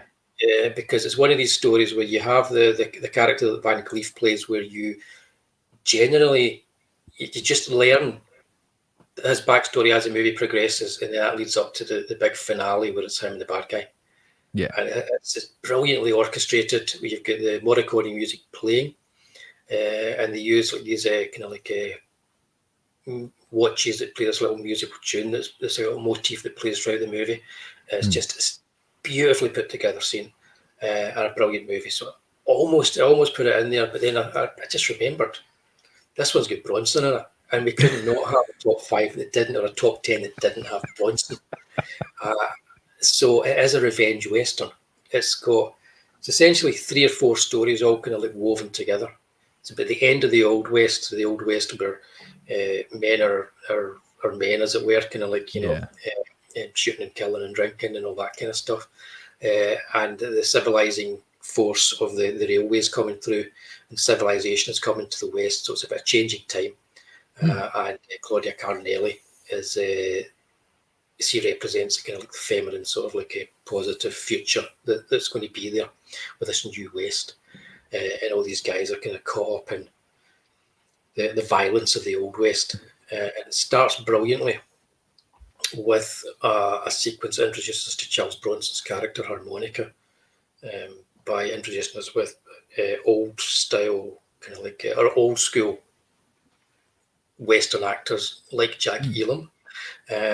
How we see this really extended opening sequence. It's dead long, the opening titles, and it leads up to a gunfight where all these it's these 3 characters that are there. Woody Strode is one that people will probably know. He was the black guy that was in a lot of kind of like John Ford movies, and you think anybody watching this movie in 1968 would think, oh, they're going to have a big role in this because they're big stars for westerns. They get killed. It's the start of the movie. Bronson kills them. It's Sergio Leone's way of saying this isn't your granddad's western. And so he starts that way, and we learn throughout. It's a long movie. We learn as the movie progresses that there's something between Bronson and the bad guy played by Henry Fonda. Again, like first time he played a proper villain, and when he's introduced, it's very much a horror scene. It's very much that kind of like suspense scene where you first. And one of the writers that worked on it was Dario Argento as well. So it's I can only imagine that some of that came from him.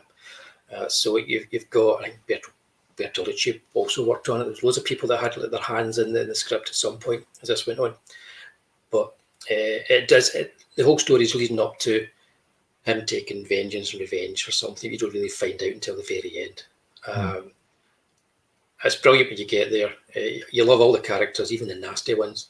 And it's proper spaghetti western, so that happens with the lip people are talking, because it's badly dubbed.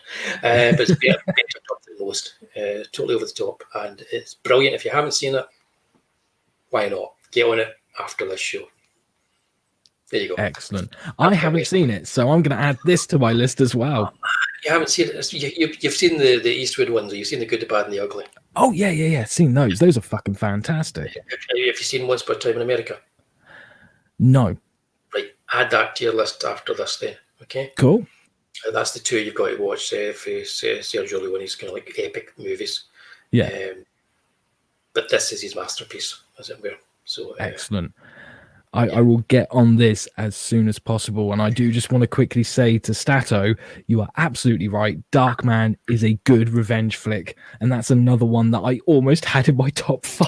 Who was it earlier? Who was it? Dave? Somebody earlier mentioned Taken as well, just to get on the Liam Neeson kind of thing. Yeah. Never actually thought of that. Yeah, I liked it too. But yeah. There's just like we said earlier, there's just so many. Thanks for joining us. Hey, Christine. Yeah. Yeah, depending on the kind of movies you watch, you may or may not want to watch this back. Just saying, maybe not. Okay, right, yeah. Okay, so you've not seen that, so I'm not going to say any more. Cool. Try not to give any away. It's just a really good movie. I'll probably end up watching it Sunday afternoon because I've been thinking about it. That kind of movie. So let's go on to. You've also picked a cracker, one I hadn't actually thought about in years. For your first one, kind of like. Yes. Tell us about this. Yes. Oh my God, I love this movie so much. I just this one. I think this is one of the only revenge movies where I get to the end of it, I am weeping like there's no tomorrow, because it's just so incredible, and it has a very special place in my heart, and I'll explain why that is in a second. So this is the story of a group of guys in England. You know, they are reprobates, they're dealing drugs, they're doing all sorts of nasty stuff, and one day a certain someone from their past, an ex-soldier, turns up and starts taking them out one by one. And you realize that this ex-soldier has a younger brother who's mentally disabled, and clearly these people have wronged his brother, but you don't quite know why. You learn little bits about it throughout the movie as the revenge goes on. It's a very powerful movie. It's a very touching movie, especially with the relationship between these two brothers. There's a twist to it that I'm not going to tell you whatsoever. It's something that you just need to see for yourself. And I think the reason why this one is so close to my heart is because I have an older brother who's mentally disabled. He's in a care home at the moment. And in the past, you know, there are a lot of dickheads out there who, unfortunately, they see someone with mental disabilities and they do pick on them, and they pick on them more than they would anyone else. So seeing someone take revenge on behalf of their mentally disabled brother, that really hits home. And I think that's one of the reasons why this is a movie that I could watch it a million times over and I will never get bored of it. It's so breathtaking. The acting in it is just amazing. It's a really good snapshot as well for anyone who kind of romanticizes what England must look like because they've never been here.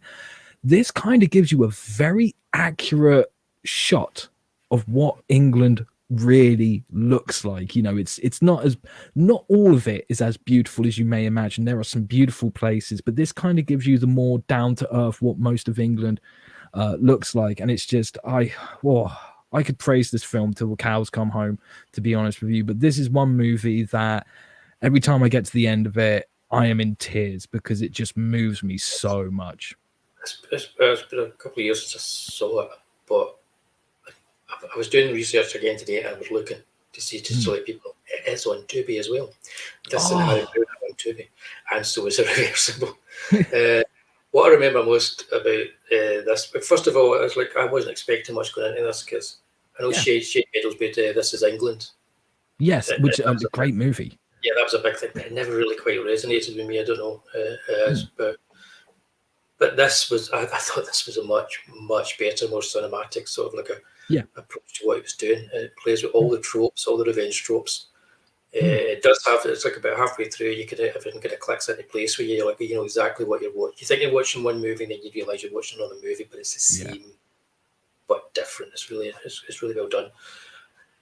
And there's professional actors in it, like what's his name, Paddy Considine. Yeah, he's the main kind of character in it, and you've got lots of guys that just look as if they've been plucked off the street, and they're improving, and it works quite well because it's got a certain reality to it. A kind of documentary feel to it. Yeah, that kind of like documentary feel. I think one of the reasons I quite like this more than his other work is because it was more like a movie as well. It feels like a movie at the same time.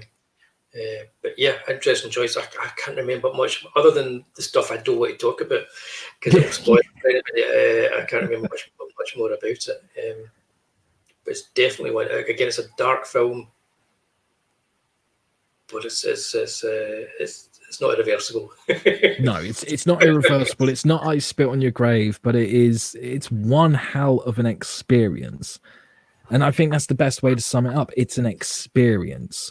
Once again, you know, there's so many revenge movies. You know what you're getting. You know that the plot is something, someone's been wronged, and either that person or someone close to them is going to get their revenge. But this is just something else. You will not find another revenge movie like this one. No, it's kind of like as well. It's kind of like Harry Brown as well. It's like a very British approach to it. It's more so, even more so, I think, than Harry Brown. Yeah, I would go with that. Yeah, I'm going to see if we can get some kind of sponsorship going forward. If not from Tubi, from a VPN. Yes, that's what we're using. Which is all good. So that's what's great about it. At least that's what I was told. Great choice. Yeah, I think we've had some crackers. Yeah, absolutely. I'm going to quickly jump through them all again because I know that some people came in late there, and then Christine's just joined us. So very quickly, for honourable mentions, of course, these chaps here. Don't forget the old Atari Revenge of the Apes. Always good for a laugh. For here, I would say if you were going to go for one of them, I'd actually go for Death Sentence. Yeah, I probably would do the same. Harry Brown is a close second to that. Second, I think Death Sentence is the one to go for if you're going to have to look at any of those ones. Definitely. Watch all the Eastwood films here. That's what I have to say. Don't bother with Fish 2. Get yourself some culture. You know you want to. I haven't seen this, so I'm going to watch it. Yeah, get on it. It's even better than you remember. If you haven't watched it in years, give it another look. Good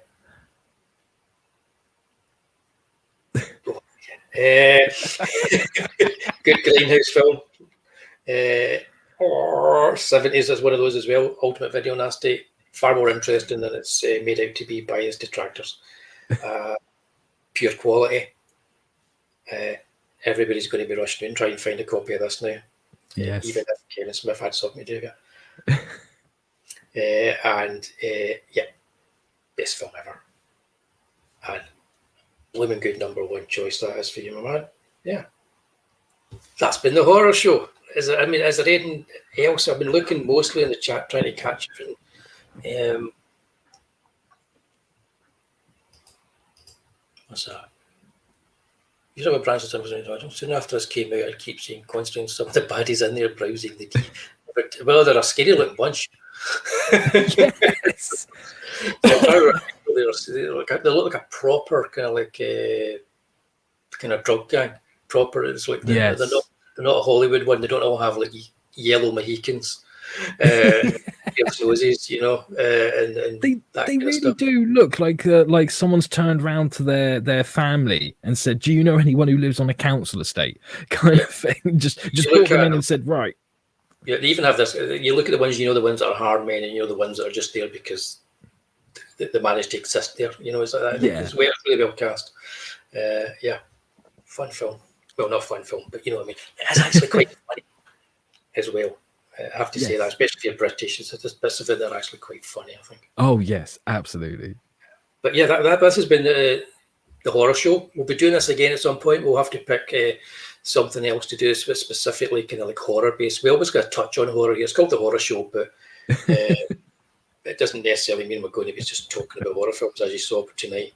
Although I think we pretty much filled the remit with a few of those movies, that's without a doubt. Both myself and Lucifer will be back on Tuesday night at 11 o'clock, which is 5 hours earlier if you're American, 5 or 6 hours earlier, work it out. That'll be not 11 o'clock. And we have a theme to start with. We're going to be talking about Kirby's 70 run, the Mad Bomb. Anybody who's watched the show knows that after 5 minutes of that, we'll be talking about anything. And if Stato turns up, God only knows where we're going to end up. It could go anywhere. It's a lot of fun. So please, if you are around at 11 o'clock on Tuesday, please join us. If anyone is looking at this on Facebook, it streams. We stream that show on my Hazel Art channel. So give that a wee kind of like follow.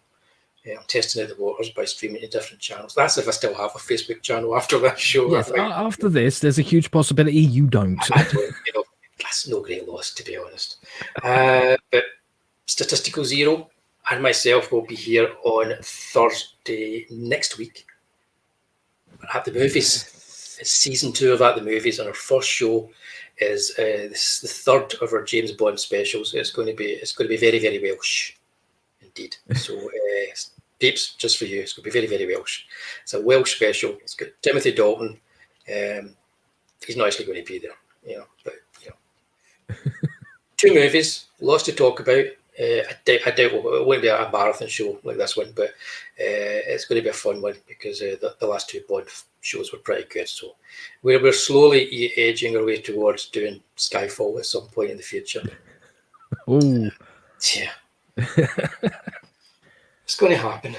But yeah, so everybody, thanks for turning up in the chat. Thanks for letting us know your thoughts and the things that are kind of you've been watching and helping us out here. Lucifer, thanks for joining me again tonight. This has been a lot of fun. Anytime. I love this. This has been fantastic. Yeah, cheers, mate. Thanks a lot. It's been a lot of fun. And that's us for tonight's show. This has been the horror show. And if you haven't already hit the wee like on YouTube, hit the wee like.